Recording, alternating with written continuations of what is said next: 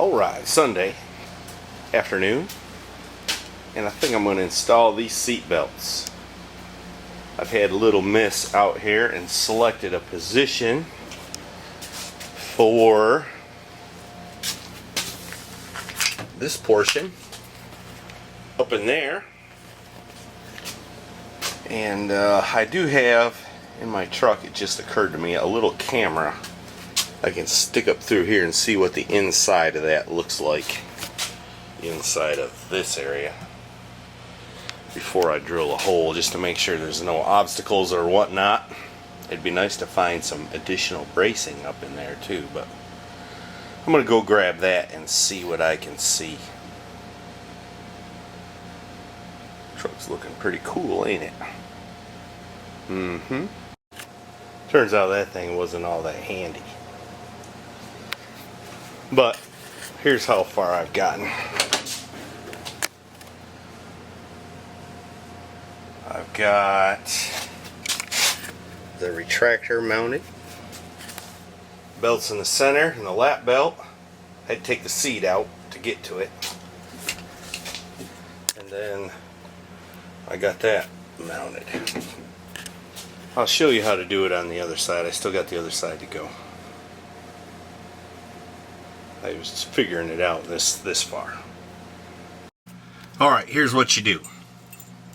Figure out where you want the bolt hole to be. And it's got this little plate.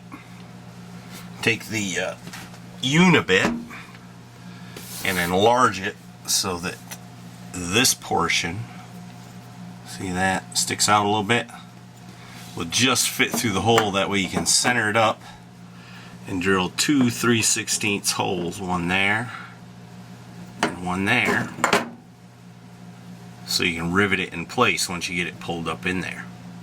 Now you might wonder, how are you going to get that up in there? Well, it's pretty easy. Take a piece of wire after you've drilled the holes for the rivets, stick it through, let it come out down here, stick the wire through that, and then tie a knot or something on the end. Oh, I better get it in the camera frame.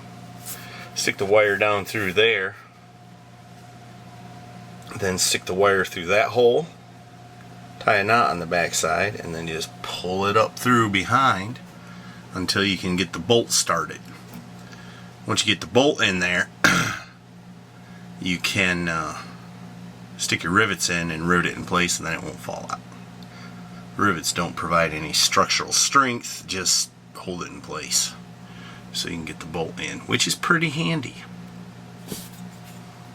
Alright, there it is with the holes drilled. So we got to take this back apart now and then get it up through the inside.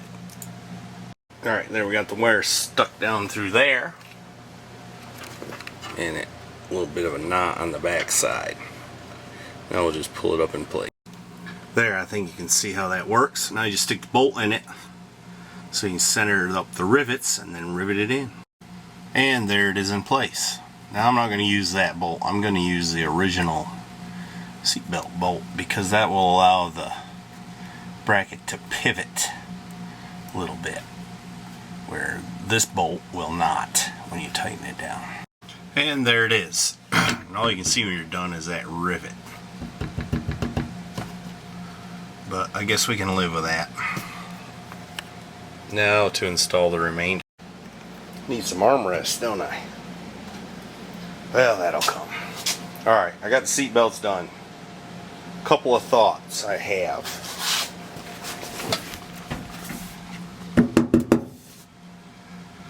You may want to install some more bracing up in here. I may do that yet. This is the kit, but you know, that ain't heavy, real heavy duty right there. I put it as close as I could to this, where it'd be a little stronger. Of course, that plate will spread the load, but it might be something you want to think about. Other than that, I think it's a pretty good kit. Got some extra parts.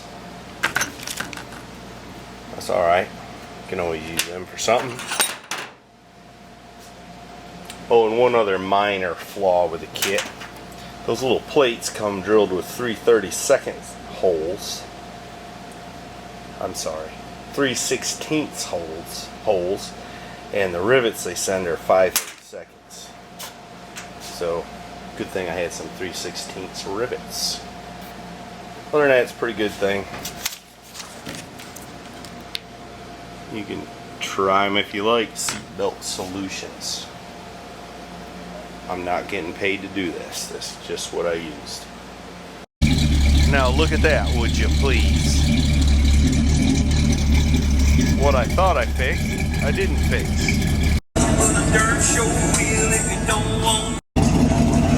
Well, I've just been out riding around, having a good time. We gotta do something with our alternator. It works fine, but when the compressor comes on, that drops to 12 volts. So if we're asking too much, the fan's blowing right now, 12.75. So you can rev the motor.